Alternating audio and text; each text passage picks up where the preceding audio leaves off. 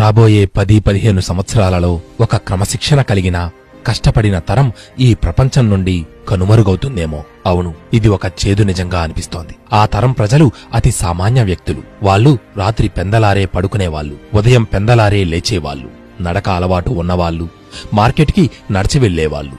వాళ్ళు ఉదయమే వాకిట కల్లాపు చల్లేవారు, ముంగిట్లో ముగ్గులు పెట్టేవాళ్లు, మొక్కలకు నీళ్లు పెట్టేవారు, పూజకు పూలు కోసేవాళ్లు. వాళ్ళు మనిషిని మనిషిగా ప్రేమించేవాళ్లు. వాళ్ళు అందరితో ఆప్యాయంగా మాట్లాడేవాళ్లు, కుశల ప్రశ్నలు వేసేవాళ్లు, తోచిన సాయం చేసేవాళ్లు, 2 చేతులు జోడించి పెద్దలకు నమస్కరించేవాళ్లు. వాళ్ళు ఉత్తరం కోసం ఎదురుచూసేవాళ్లు, ఆ ఉత్తరాలను తీగకు గుచ్చిన వాళ్ళు, పాత ఫోన్లు పట్టుకు తిరిగేవాళ్లు, ఫోన్ నంబర్లు డైరీలో రాసిపెట్టుకునేవాళ్లు. వాళ్ళు పండుగలకు పబ్బాలకు అందరినీ పిలిచేవాళ్లు, కుంకుడుకాయతో తలంటుకునేవాళ్లు, సున్నిపిండి నలుగు పెట్టుకునేవాళ్లు, పిల్లలకు పాలిచ్చి పెంచినవాళ్లు. వాళ్ళు తీర్థయాత్రలు చేసేవాళ్లు, ఆచారాలను పాటించేవాళ్లు, తిథి వారం నక్షత్రం గుర్తుపెట్టుకునేవాళ్లు, పుట్టినరోజును దీపం వెలిగించి జరుపుకునేవాళ్లు. వాళ్ళు చిరిగిన బనియన్లను తొడుక్కుని ఉండేవాళ్లు, లుంగీలు చీరలు కట్టుకుని ఉండేవాళ్లు, చిరిగిన చెప్పులు కుట్టించుకుని మరీ వాడుకునేవాళ్లు, అతుకుల చొక్కాలు కుట్టుకునేవాళ్లు. వాళ్ళు తలకు నూనె రాసుకునేవాళ్లు, జడగంటలు పెట్టుకునేవాళ్లు, కాళ్లకు పసుపు రాసుకునేవాళ్లు, చేతికి గాజులు వేసుకునేవాళ్లు. వాళ్ళు వస్తువులను వాడుకుంటూ మనుషులతో గడిపిన వాళ్ళు. ఈ తరాన్ని చూసి మోగబోయిన వాళ్ళు.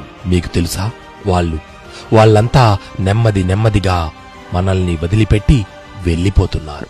మన ఇళ్లలో ఇలాంటి వాళ్ళు అతి తక్కువ మంది మాత్రమే ఉన్నారు. మన ఇంటిలో ఇలాంటి వాళ్ళు ఉంటే మాత్రం దయచేసి వాళ్లను బాగా చూసుకోవాలి.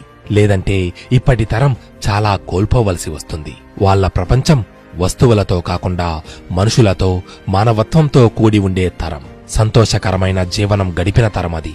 స్ఫూర్తిదాయక జీవనం గడిపిన తరమది. కల్లా కపటం లేని జీవనం గడిపిన తరమది. ఉన్నది ఉన్నట్టు నిర్మోహమాటంగా ధైర్యంగా మాట్లాడుకోగలిగిన తరమది. ద్వేషం మోసం లేని జీవనం గడిపిన తరమది. లోకానికి తప్పు చేయడానికి భయపడి జీవనం గడిపిన తరమది. ఇరుగు పొరుగుతో కలిసిమెలిసి జీవనం గడిపిన తరమది. తన కోసం కొంత మాత్రమే వాడుకొని తన సంతానం వృద్ధి కోసం పరితపించిన తరమది. వారి నుండి మనం ఏమీ నేర్చుకోకపోతే మన తరువాతి తరాల మనుగడ ప్రశ్నార్థకమవుతుంది. మన కుటుంబంలో పెద్దవారిని మనం గౌరవించడం ద్వారా మన పిల్లలకు మంచి సంస్కారాన్ని అందివ్వగలం. మిత్రమా, ఆఖరుగా ఒక్క మాట. సంస్కారం లేని దేశం, సంస్కృతి లేని దేశంగా ఈ భారతాన్ని మనం మార్చేయకూడదు. తప్పులను సరిదిద్దగలిగేది సంస్కారం మాత్రమే.